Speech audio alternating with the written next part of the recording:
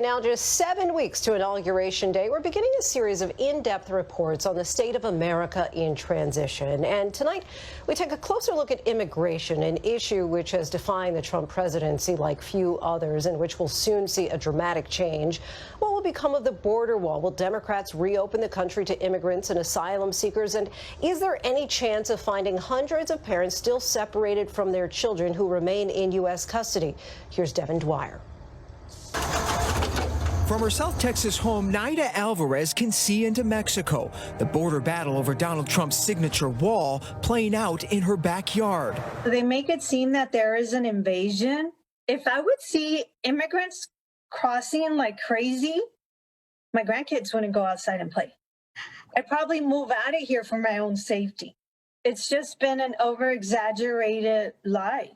Alvarez has been fighting plans to build the wall just feet from her house. Painted on her roof, a stark message she hopes the incoming Biden administration will hear. There's no crisis, no national emergency. The national emergency that we have right now is a pandemic. As Trump prepares to leave office, his signature wall remains a divisive symbol of his immigration legacy. Who's going to pay for the wall? 100%. Mexico never ended up footing the bill. By one analysis, American taxpayers are on the hook for at least $10 billion in contracts over the last 3 years. More than 400 miles of new or rebuilt barrier constructed so far. It's much more than steel and concrete going in the ground. It has lighting, access roads, and integrated technology. Again, that's part of that multi-layer strategy. It's been a game changer. Border officials say illegal crossings have slowed to a relative trickle thanks to COVID, the recession, and President Trump's border wall. We reduced the flow of families coming from the Northern Triangle countries, which really was the crux of the issue, by 75%. President-elect Joe Biden says he'll move to freeze new wall construction, ending the national emergency declaration and stopping use of Pentagon funds to pay for it. He's also taking aim at Trump's so-called paper wall, the mountain of regulations aimed at limiting legal immigration. Biden promising to resume acceptance of tens of thousands of displaced refugees from just 15,000 today up to 125,000. This is the first president in the history of the United States of America that anybody seeking asylum has to do it in another country. That's never happened before in America. And pledging to reopen the doors to asylum seekers who are now turned away to wait in other countries. People have, they've been in increasingly destitute situations. They've been victims of violence from the cartels. So right now, our asylum system pretty much does not exist. And while the Trump administration ended its controversial child separation policy in 2018, the human toll of those more than 4,000 family breakups is still being felt. An estimated 545 children taken from their parents have not yet been reunited. So it's pretty shocking that 2.5 years later, after this policy was stopped, that the government is still handing over information and we're still searching for some of these families. Kathleen Karen is part of a network of advocates actively searching for the parents in Central America.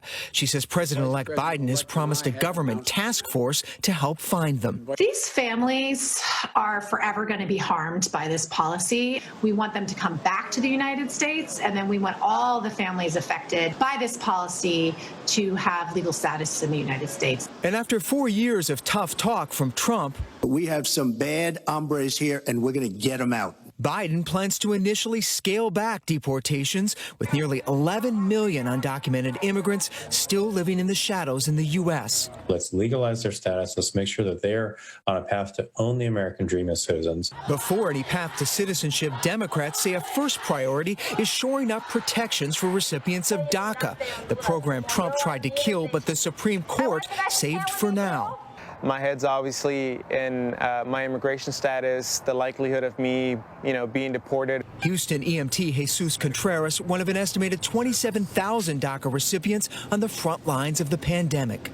I think I've established my life here in the United States, and I've been here for the majority of my life. And for me to potentially be sent back home to Mexico, quote unquote home, would be devastating not only to me, but to my community, my employer, my family, my friends. Meantime, immigration hardliners are warning a rollback of Trump policies will have dire consequences. If you reward the behavior of those coming across illegally, it's going to keep happening. They say moves like Biden's plan to rescind Trump's travel bans on predominantly Muslim countries poses a security risk, and that expanding visas for foreign workers will only make it harder for out-of-work Americans to find jobs. The critics now, they say day one, they want to undo all of it. If you do that, mark my words, last year's crisis is going to look like child's play with respect to what's going to happen. President Trump wants us to be talking about the wall.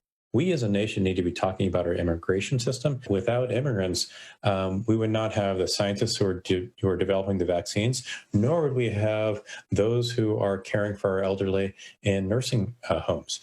On the front lines of the debate, Naida Alvarez says the transition in Washington is a chance for both sides to refocus on what's important. People have to wait 6 to 12 hours at a food bank in line to get a box of food. You go get a COVID test and you have to wait 3 hours for a COVID test. Mind you, I think the wall should be on the last thing on people's minds right now. For ABC News Live, I'm Devin Dwyer